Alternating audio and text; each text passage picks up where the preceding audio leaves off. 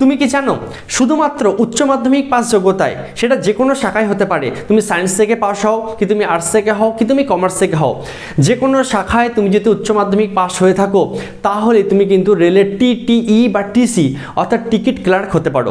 বন্ধুরা, আমরা যে কোনো জায়গায় যখন ট্রেনে করে যাত্রা করি অনেক সময় কিন্তু আমাদের প্ল্যাটফর্মে ট্রেন থেকে নামার পর আমাদের কিন্তু টিকিট দেখাতে হয়, সঠিক টিকিট দেখাতে হয় যে আমরা টিকিটটা কেটেছি কিনা। কখনো কি ভেবে দেখেছো যে তোমার টিকিটটা চেক করছে সে কি যোগ্যতায় ওই চাকরিটা পেয়েছে? ওই চাকরিটা তুমিও চাইলে পেতে পারো। তো বন্ধুরা, আজকে এই ভিডিওর মধ্যে দিয়ে আমরা বিস্তারিতভাবে আলোচনা করব উচ্চ মাধ্যমিক পাস যোগ্যতায় তুমি কিভাবে রেলের টিটিই বা টিসি হতে পারো। এই যে আমি তোমাদেরকে বলছি টিটিই বা টিসি, এই দুটোর মধ্যে ডিফারেন্স কি? শিক্ষাগত যোগ্যতা আমি তোমাদের শুরুতেই বললাম সিম্পল, যে কোনো শাখায় উচ্চ মাধ্যমিক পাস হলেই তোমরা কিন্তু আবেদন করতে পারবে। এছাড়া তোমার কত বয়স হওয়া প্রয়োজন, কিভাবে তুমি অ্যাপ্লাই করবে, অ্যাপ্লাই করার সময় তোমাকে কত টাকা ফিস পে করতে হয়, তোমাদের যে নিয়োগ হয় কোন কোন ধাপের মধ্যে দিয়ে তোমাদের নিয়োগ প্রক্রিয়া সম্পন্ন হয়, তোমাদের কি ধরনের পরীক্ষা হয়, পরীক্ষার প্যাটার্ন এবং সিলেবাস তোমাদের কি থাকে, কোন ভাষায় তোমরা পরীক্ষা দিতে পারবে, পার মান্থ তোমরা কত টাকা স্যালারি পেতে পারো, সমস্ত কিছু A to Z তথ্য নিয়ে এই ভিডিওর মধ্যে দিয়ে আলোচনা করব। তো তুমি যদি এই বিষয়ে বিস্তারিত জানতে চাও অবশ্যই ভিডিওটা শেষ অবধি দেখো। আমি তোমাকে প্রমিস করছি আজকের এই ভিডিওটা অবশ্যই তোমার ভালো লাগবে এবং তার সঙ্গে সঙ্গে অনেক কিছু তুমি জানতে পারবে। চলো শুরু করা যাক। দেখো, একদম শুরুতেই প্রথম পয়েন্টে আমরা জানবো যে টিটিই এবং টিসির মধ্যে ডিফারেন্স কোথায়। দেখো, টিটিই কাদের বলে জানো? যারা চলতি ট্রেনের মধ্যে টিকিট চেকিং করে তাদেরকে বলা হয় টিটিই। ধরো তুমি দূরপাল্লা ট্রেনে করে কোথাও যাচ্ছ, সেটা তোমার কোনো এক্সপ্রেস ট্রেন হতে পারে বা ধরো তুমি সুপারফাস্ট ট্রেনে করে কোথাও যাচ্ছ, ট্রেনের মধ্যে তুমি বসে আছো, হঠাৎ করে তুমি দেখলে যে তোমার কাছে টিকিট চাওয়া হয়েছে যে তুমি টিকিট কেটেছো কিনা। তো চলতি ট্রেনের মধ্যে যারা টিকিট চেক করে তাদেরকে বলা হয় হচ্ছে টিটিই। আর যারা প্ল্যাটফর্মের মধ্যে বা ধরো কোনো একটা স্টেশনে তুমি নেমেছো, স্টেশন থেকে বাইরে বেরোনোর সময় তোমার কাছে যে টিকিট চায় বা যে টিকিট চেক করে তাকে বলা হয় হচ্ছে টিসি। টিসি মানে হচ্ছে টিকিট ক্লার্ক, আর টিটিই মানে কি হচ্ছে ট্রাভেলিং টিকিট এক্সামিনার। আশা করি খুব সহজে তোমরা বুঝতে পারলে যে টিটিই এবং টিসির মধ্যে ডিফারেন্স কোথায়। আর কোনো কিন্তু ডিফারেন্স নেই, কাজ সমস্ত কিছু মানে তোমাদের পরীক্ষার পদ্ধতি, সিলেকশন, যোগ্যতা সমস্ত কিছু সেম থাকে, শুধু নামটাই আলাদা। ওকে, চলে আসি আমরা নেক্সট পয়েন্টে। দেখো, তুমি কিভাবে অ্যাপ্লাই করবে, অর্থাৎ তুমি যদি একজন টিসি বা টিটিই হতে চাও তাহলে তোমাকে রেলের কোন ভ্যাকেন্সির জন্য আবেদন করতে হবে। দেখো, যে ভ্যাকেন্সির জন্য তোমাকে আবেদন করতে হবে তার নাম হচ্ছে সিসিটিসি, যার পুরো কথা হচ্ছে কমার্শিয়াল কাম টিকিট ক্লার্ক। এক্ষেত্রে একটা বিষয় আমি তোমাদের জানিয়ে রাখি, 2018 সালের আগে অবধি কি হতো জানো? টিসির জন্য বা টিটিইর জন্য কিন্তু আলাদাভাবে একটা ফর্ম বেরোতো। তোমাদের সিসি অর্থাৎ কমার্শিয়াল ক্লার্কের জন্য আলাদা একটা ফর্ম বেরোতো, তোমাদের ইসিআরসির জন্য আলাদাভাবে ফর্ম বেরোতো। কিন্তু 2018 সালের পর থেকে কি হয় জানো? 3টে পোস্টের জন্য একটাই ফর্ম ফিল আপ করতে হয়, যার নাম হচ্ছে সিসিটিসি, পুরো কথা হচ্ছে কমার্শিয়াল কাম টিকিট ক্লার্ক। এক্ষেত্রে কিন্তু আমরা 3 রকম পোস্ট দেখতে পারি, এর মধ্যেই কিন্তু 3 ধরনের পোস্ট আছে। কি কি? দেখো, একদম প্রথম যে পোস্ট আছে তার নাম হচ্ছে সিসি। সিসির পুরো অর্থ হচ্ছে কমার্শিয়াল ক্লার্ক। এই পোস্টে তুমি যদি চাকরি পাও তাহলে তোমাকে অফিসিয়াল কম্পিউটারে বসে ক্লার্কের কাজ করতে হয়, ঠিক আছে?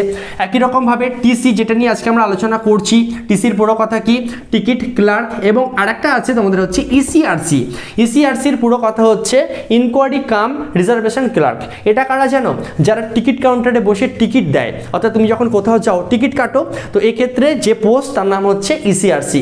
আজকে আমরা মেনলি আলোচনা করছি কি নিয়ে? টিসি অর্থাৎ টিকিট ক্লার্ক নিয়ে। আশা করি খুব সহজে তোমরা বুঝতে পারলে। অর্থাৎ একটাই ফর্ম ফিল আপের মাধ্যমে তুমি কিন্তু সিসি অর্থাৎ কমার্শিয়াল ক্লার্কও হতে পারো, টিসি অর্থাৎ টিকিট ক্লার্কও হতে পারো, ইসিআরসি অর্থাৎ তুমি কিন্তু টিকিট কাউন্টারের জবটাও পেতে পারো। আশা করি খুব সহজে তোমরা বুঝতে পারলে যে তোমাকে কিভাবে অ্যাপ্লাই করতে হবে। এরপরে আমরা চলে আসি, তুমি যখন অ্যাপ্লাই করবে কিভাবে অ্যাপ্লাই করবে এবং অ্যাপ্লাই করার সময় তোমাকে কত টাকা ফিস পে করতে হবে। দেখো, অ্যাপ্লাই করার যে পদ্ধতি সেটা সম্পূর্ণ অনলাইন। আরআরবি অর্থাৎ রেলওয়ে রিক্রুটমেন্ট বোর্ডের এনটিপিসির যে ফর্ম বেরোয়, যখন ফর্ম ফিল আপ হবে আমি তোমাদের জানিয়ে দেবো। এই ফর্ম ফিল আপ যখন হবে তোমাকে কিন্তু অনলাইনে আবেদন করতে হবে। ফিসের কথা যদি আমি তোমাদের বলি, তুমি যদি জেনারেল বা ওবিসি ক্যান্ডিডেট হয়ে থাকো তাহলে তোমাকে ফর্ম ফিল আপের সময় 500 টাকা অনলাইনে পে করতে হয়, ঠিক আছে? এছাড়া তুমি যদি ফিমেল, এসসি বা এসটি ক্যান্ডিডেট হয়ে থাকো তাহলে তোমাকে ফর্ম ফিল আপের সময় 250 টাকা পে করতে হয়। এক্ষেত্রে একটা বিষয় আছে, একটা পরীক্ষা হয়, একটু পরে তোমাদের আমি বলবো, যার নাম হচ্ছে CBT 1, ঠিক আছে? তুমি যদি CBT 1 এক্সাম দাও, এক্ষেত্রে কী হবে, যারা ফিমেল, এসসি বা এসটি আছো তোমরা কিন্তু পুরো টাকাটাই রিটার্ন পেয়ে যাবে। এছাড়া যারা জেনারেল বা ওবিসি হয় তারা কিন্তু মোটামুটি 400 টাকা মতন কিন্তু রিটার্ন পেয়ে যায়। আশা করি খুব সহজে তোমরা বুঝতে পারলে যে কিভাবে তুমি অ্যাপ্লাই করবে এবং অ্যাপ্লাই করার সময় তোমাকে কত টাকা ফিস পে করতে হয়। চলে আসি আমরা নেক্সট পয়েন্ট, গুরুত্বপূর্ণ পয়েন্ট, তোমার কত বয়স হওয়া প্রয়োজন। দেখো, তুমি যদি জেনারেল ক্যান্ডিডেট হয়ে থাকো সেক্ষেত্রে তোমার মিনিমাম হওয়া চাই 18, ম্যাক্সিমাম তোমার বয়স হওয়া চাই 30 বছর। ওকে, এছাড়া তুমি যদি ওবিসি ক্যান্ডিডেট হয়ে থাকো তোমার ক্ষেত্রে কিন্তু বয়স হয়ে যাবে 18 থেকে 33, কারণ তোমরা বয়সে 3 বছরের ছাড় পাবে। ওবিসি ক্যান্ডিডেট হয়ে থাকলে 3 বছরের ছাড় পাবে। এছাড়া এসসি বা এসটি যদি হয়ে থাকো তোমার ক্ষেত্রে ম্যাক্সিমাম বয়স হয়ে যাবে হচ্ছে 35, অর্থাৎ তোমরা কিন্তু বয়সে 5 বছরের ছাড় পাবে। এই হচ্ছে তোমাদের বয়সের ব্যাপার। ওকে, চলে আসি আমরা নেক্সট পয়েন্ট। একদম ভিডিও শুরুতেই আমি তোমাদের বলেছি যে কোনো শাখায়, সেটা সায়েন্স থেকে হোক, কমার্স থেকে হোক কি আর্টস থেকে হোক, যে কোনো শাখায় তুমি যদি উচ্চ মাধ্যমিক পাস করে যাও তাহলেই তুমি কিন্তু আবেদন করতে পারছো। ঠিক আছে, চলে আসি আমরা নেক্সট পয়েন্ট, গুরুত্বপূর্ণ পয়েন্ট, সিলেকশন, অর্থাৎ তোমাদের নিয়োগ প্রক্রিয়ায় কী কী ধাপ থাকে। দেখো, নিয়োগ প্রক্রিয়ার একদম প্রথম ধাপ তোমাদের যেটা থাকে সেটা হচ্ছে CBT 1। CBT 1 কথার অর্থ কি জানো? CBT কথার অর্থ হচ্ছে কম্পিউটার বেসড টেস্ট, অর্থাৎ যে সেন্টারে গিয়ে তুমি পরীক্ষা দেবে সেখানে কিন্তু তোমাকে কম্পিউটারে বসে অনলাইনে পরীক্ষা দিতে হবে, যাকে বলা হচ্ছে CBT। ওকে, CBT 1 এক্সাম হয়ে যাওয়ার পর CBT 2 এক্সাম হয়। ঠিক আছে, বিস্তারিত একটু পরে আমি বলছি। CBT 2 এক্সামে তুমি যদি কোয়ালিফাই করে যাও এরপরে ডকুমেন্টস ভেরিফিকেশন এবং মেডিকেল টেস্ট হয়। এইভাবে কিন্তু তোমাদের টোটাল নিয়োগ প্রক্রিয়াটা সম্পূর্ণ হয়। চলো এরপরে এক এক করে বিস্তারিতভাবে জেনে নেওয়া যাক তোমাদের এক্সামের প্যাটার্ন এবং সিলেবাস কি থাকে। একদম প্রথমেই আমরা চলে আসবো CBT 1 এক্সামের ক্ষেত্রে। দেখো, CBT 1 এক্সামে তোমাদের যে যে বিষয়গুলো থেকে কোশ্চেন থাকে, প্রথমেই তোমাদের থাকবে হচ্ছে জেনারেল অ্যাওয়ারনেস। জেনারেল অ্যাওয়ারনেস থেকে তোমাদের কোশ্চেন থাকে হচ্ছে 40টা। ঠিক আছে, এছাড়া তোমাদের ম্যাথামেটিক্স থেকে প্রশ্ন থাকে হচ্ছে 30টা, এবং তার সঙ্গে সঙ্গে তোমাদের জেনারেল ইন্টেলিজেন্স এবং রিজনিংস থেকে কোশ্চেন থাকে হচ্ছে 30টা। যদি আমরা এইভাবে যোগ করি, দেখো কত হচ্ছে, 30 30 60 40 হচ্ছে 100টা কোশ্চেন থাকে তোমাদের। প্রত্যেকটা উত্তর সঠিক করার জন্য তুমি 1 করে পাবে, অর্থাৎ তোমাদের CBT 1 এক্সাম হবে হচ্ছে 100 নম্বরের। ঠিক আছে, পরীক্ষার কি টাইপ থাকবে তোমাদের? অবশ্যই MCQ টাইপের পরীক্ষা হবে, কম্পিউটারে বসে তোমাকে সলভ করতে হবে। পরীক্ষার টাইম থাকে তোমাদের 90 মিনিট, অর্থাৎ 1.5 ঘন্টার মধ্যে তোমাকে কিন্তু সলভ করতে হবে। ঠিক আছে, এছাড়া তোমাদের কিন্তু নেগেটিভ মার্কিং আছে। নেগেটিভ মার্কিং হচ্ছে তোমাদের 1/3। খুব সহজে বললে, তুমি যদি 3টে কোশ্চেন ভুল করো, যেগুলো সঠিক করেছো তার থেকে তোমাকে আরও 1 নম্বর মাইনাস করে নেওয়া হবে। এই হচ্ছে তোমাদের নেগেটিভ মার্কিং। এই 100 নম্বরে তুমি কেমন পরীক্ষা দিচ্ছ তার উপর থেকে একটা মেরিট লিস্ট তৈরি হবে। সেই মেরিট লিস্ট অনুযায়ী যদি তোমার নাম চলে আসে তাহলে তুমি পরবর্তী ধাপে যেতে পারবে, অর্থাৎ দ্বিতীয় ধাপে যেতে পারবে। দ্বিতীয় ধাপে তুমি যদি কোয়ালিফাই করে যাও, দ্বিতীয় ধাপ তোমাদের কি? CBT 2। চলো এবার আমরা জেনে নিই CBT 2 এক্সামের ক্ষেত্রে তোমাদের কি কি সিলেবাস থাকে। দেখো, CBT 1 এক্সামের যা সিলেবাস এবং CBT 2 এক্সামের যা সিলেবাস সব কিছু কিন্তু সেম থাকে। তাহলে পার্থক্য থাকে কোথায়? পার্থক্য তো আছেই অবশ্যই, ভালো করে দেখো জায়গাটা। দেখো, এক্ষেত্রে তোমাদের জেনারেল অ্যাওয়ারনেস থাকবে, এক্ষেত্রে তোমাদের ম্যাথামেটিক্স থাকবে, এক্ষেত্রেও তোমাদের জেনারেল ইন্টেলিজেন্স এবং রিজনিংস থাকে। পার্থক্য কি হয়ে যায়? কোশ্চেনের সংখ্যা। দেখো, এক্ষেত্রে ছিল 40টা, এক্ষেত্রে জেনারেল অ্যাওয়ারনেস তোমাদের হয়ে যাবে 50টা।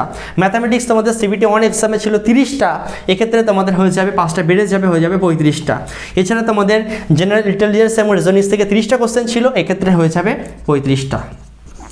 এইভাবে যদি আমরা যোগ করি কত হচ্ছে? 120টা কোশ্চেন হয়ে যাচ্ছে। দেখো, CBT 1 এক্সামে 100 নম্বরের পরীক্ষা হয়েছিল, CBT 2 এক্সামে তোমাদের হয়ে যাবে 120 গুণ 1 সমান 120 নম্বরের পরীক্ষা হবে। পার্থক্যটা তোমরা এখনই বুঝতে পারবে, সেটা হচ্ছে টাইমের পার্থক্য। দেখো, CBT 1 এক্সামেও তোমাদের 90 মিনিট ছিল, CBT 2 এক্সামেও তোমাদের কিন্তু 90 মিনিট থাকবে। এক্ষেত্রে নেগেটিভ মার্কিং তোমাদের 1/3 ছিল, এক্ষেত্রেও কিন্তু তোমাদের 1/3 থাকবে। ঠিক আছে, আশা করি তোমরা বুঝতে পারছো। দেখো, আগে 90 মিনিটে তোমাদের মাত্র 100টা কোশ্চেন সলভ করতে হবে, কিন্তু CBT 2 এক্সামে তোমাদের এই 90 মিনিট টাইম একই থাকছে, এদিকে প্রশ্নের সংখ্যা বেড়ে যাচ্ছে। তার সঙ্গে সঙ্গে CBT 1 এক্সামে কোশ্চেনের যে লেভেল হয় তার থেকে কিন্তু CBT 2 এক্সামে কোশ্চেনের লেভেলটাকে একটু হার্ড করে দেওয়া হয়। এইভাবে কিন্তু তোমাদের পার্থক্য করা হয়। ঠিক আছে, আশা করি খুব সহজে তোমরা বুঝতে পারলে যে CBT 1 এক্সাম এবং CBT 2 এক্সামের ব্যাপারটা কি থাকে। এই CBT 2 এক্সামে 120-র মধ্যে তুমি কেমন স্কোর করছো তার উপরে নির্ভর করছে তোমার ফাইনাল সিলেকশন। এই 120-তে তোমার যেমন স্কোর হবে সেই অনুযায়ী একটা মেরিট লিস্ট তৈরি হবে, এবং সেই মেরিট লিস্ট অনুযায়ী যদি তোমার নাম চলে আসে তুমি এক কথায় ধরে নাও যে তুমি চাকরিটা পেয়ে গেছো। যে কোনো একটা ডিপার্টমেন্টে তুমি পেতে পারো, সে তুমি CC অর্থাৎ কমার্শিয়াল ক্লার্কও পেতে পারো, TC-তেও পেতে পারো, অথবা ECRC পেতে পারো। তুমি যদি মনে করো যে আমি একজন টিকিট ক্লার্কই হব, সেটা কিন্তু তোমার ইচ্ছার উপর নির্ভর করবে না। তুমি যদি কোয়ালিফাই করো, তোমার নাম যদি মেরিট লিস্ট অনুযায়ী চলে আসে, তারপর ডিপার্টমেন্ট ঠিক করবে তোমার ট্রেনিংয়ের পর তুমি CC অর্থাৎ কমার্শিয়াল ক্লার্ক হবে নাকি TC হবে নাকি ECRC-র মধ্যে তোমার পোস্টিং পড়বে। ঠিক আছে, অবশ্যই সেটা ডিপার্টমেন্ট ঠিক করবে। তো আশা করছি খুব সহজে তোমরা বুঝতে পারলে। তো এই 120-র মধ্যে তুমি যদি কোয়ালিফাই করে যাও, এর পরবর্তী ধাপে তোমাদের থাকবে হচ্ছে ডকুমেন্টস ভেরিফিকেশন। ডকুমেন্টস ভেরিফিকেশন মানে কি, তুমি যখন অনলাইনে অ্যাপ্লাই করবে যা যা ডকুমেন্টস তুমি সাবমিট করবে সমস্ত কিছু ম্যানুয়ালি চেক করা হবে যে সমস্ত কিছু নথিপত্র তোমার ঠিকঠাক আছে কিনা, ওকে। এবং এরপরেই কিন্তু তোমাদের মেডিকেল টেস্ট হবে যে তুমি শারীরিকভাবে সুস্থ আছো কিনা, সেই বিষয়টা কিন্তু এখানে দেখা হয়, ঠিক আছে। আশা করি খুব সহজে তোমরা বুঝতে পারলে যে তোমাদের সিলেকশনে কী কী ধাপ থাকে। চলে আসি আমরা নেক্সট পয়েন্ট, খুব গুরুত্বপূর্ণ পয়েন্ট। তোমরা অনেকেই প্রশ্ন করো, দাদা আমরা কি বাংলা ভাষায় পরীক্ষা দিতে পারবো? তো অ্যান্সার হচ্ছে হ্যাঁ, অবশ্যই তোমরা বাংলা ভাষায় পরীক্ষা দিতে পারবে, ঠিক আছে। রেলের এক্সাম তোমরা অবশ্যই বাংলা অথবা ইংলিশে কিন্তু দিতে পারছো, কাজে চিন্তার কোনো কারণ নেই। যারা বাংলা মিডিয়ামের ছাত্রছাত্রী আছো তোমরা কিন্তু বাংলা ভাষায় নিশ্চিন্তে পরীক্ষা দিতে পারবে, ঠিক আছে। চলে আসি আমরা নেক্সট পয়েন্ট, স্যালারি এবং বেনিফিট। দেখো তোমাদের বেসিক পে থাকে হচ্ছে 21,700 টাকা। সমস্ত কিছু মিলিয়ে বেসিক পের সঙ্গে তোমাদের এইচআরএ ডিএ টিএ সমস্ত কিছু মিলিয়ে যদি ধরা হয় মোটামুটি একদম শুরুতেই 25 থেকে 30,000 টাকা তোমার কিন্তু একটা স্যালারি প্যাকেজ থাকবে, ঠিক আছে। মিনিমাম 25 থেকে 30 কিন্তু তোমার একদম প্রথমেই শুরুতে পার মান্থ একটা স্যালারি থাকবে।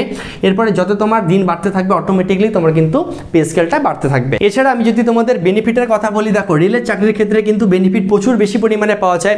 তোমরা এক্সট্রা কোয়ার্টার পেতে পারো, তোমরা যদি ওভার টাইম কাজ করো তার জন্য এক্সট্রা তোমরা টাকা পাবে। এছাড়া তোমরা ধরো কোথাও দূরে ঘুরতে যাচ্ছ তোমার ফ্যামিলির সঙ্গে, সেক্ষেত্রে তোমরা কিন্তু এক্সট্রা পাস পাবে, তোমাদের আলাদা করে টিকিট কাটতে হবে না।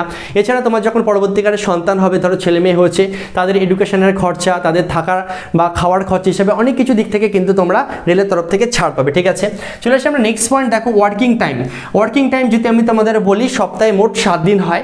পার্টিকুলার কোনো ফিক্সড ডেট থাকে না যে রবিবারের মতন যে এই দিনই তোমাদের ছুটি থাকবে, ঠিক আছে। টোটাল 7 দিন আছে, 7 দিনের মধ্যে যে কোনো একদিন তুমি ছুটি পাবে, এটুকু কনফার্ম, ঠিক আছে। আমি আবার বলছি, সপ্তাহে 7 দিন আছে, সেই 7 দিনের মধ্যে যে কোনো একদিন তোমার ছুটি থাকবে। বাকি যে 6 দিন থাকছে রোজ 8 ঘন্টা করে মিনিমাম তোমাকে ডিউটি করতে হবে। এক্ষেত্রে আরও একটা বিষয় আছে, 3টে টাইম থাকে বা 2টো মিনিমাম টাইম তোমাদের থাকবে, একটা হচ্ছে ডে শিফট, একটা হচ্ছে নাইট শিফট। অর্থাৎ তোমার কিন্তু ডিউটি নাইটেও পড়তে পারে, তোমার ডিউটি কিন্তু ডেতেও পড়তে পারে। তো আশা করি খুব সহজে তোমরা বুঝতে পারলে যে ওয়ার্কিং টাইম তোমাদের কেমন থাকে। চলে আসি আজকে লাস্ট পয়েন্ট, প্রমোশন। দেখো প্রমোশনের ক্ষেত্রে কি হয়, তুমি ধরো সিসিটিসির যে কোনো একটা পোস্টে 3 বছর যদি মিনিমাম জব করো, মিনিমাম তুমি যদি 3 বছর জব করো অটোমেটিকলি তোমার কিন্তু প্রমোশন হবে। পরবর্তী যে পোস্টে তোমাদের প্রমোশন হয় সেটা হচ্ছে তোমাদের সিনিয়র সিসিটিসি। তারপরে আরও 3 বছর 4 বছর জব করে নেওয়ার পর পরবর্তী যে ধাপে তোমাদের প্রমোশন হবে সেটা হচ্ছে চিফ সিসিটিসি। তারপরে আরও যখন তুমি কাজ করতে থাকবে অটোমেটিকলি তুমি কিন্তু একজন স্টেশন মাস্টার পোস্টেও যেতে পারো। সেক্ষেত্রে অবশ্যই উচ্চ মাধ্যমিক থাকলে কিন্তু তখন হবে না, তোমাকে অবশ্যই গ্র্যাজুয়েশন পাস থাকতে হবে, তাহলে তুমি কিন্তু একজন স্টেশন মাস্টারও হতে পারো। আর তুমি যদি জানতে চাও যে গ্র্যাজুয়েশন পাস যোগ্যতায় কীভাবে একজন স্টেশন মাস্টার হওয়া যায়, অবশ্যই আমাকে কমেন্ট করো, তাহলে এই বিষয়ে সেপারেট ডিটেলসে ভিডিও খুব দ্রুত আমি তোমাদের জন্য নিয়ে আসবো। তো এই ছিল আজকের পুরো বিষয়। আশা করছি গুরুত্বপূর্ণ পয়েন্টগুলো খুব সহজে আমি তোমাদের সামনে তুলে ধরতে পারলাম যে কিভাবে শুধুমাত্র উচ্চ মাধ্যমিক পাস যোগ্যতায় রেলের টিটি বা টিসি হওয়া যায়। তো আজকের এই ভিডিওটা যদি ভালো লেগে থাকে অবশ্যই একটা লাইক করো, যারা এখনও সাবস্ক্রাইব করোনি অবশ্যই কিন্তু সাবস্ক্রাইব করে আমাদের সঙ্গে থেকো। দেখা হচ্ছে নেক্সট ভিডিওতে, তখন সবাই ভালো থেকো, সুস্থ থেকো। জয় হিন্দ।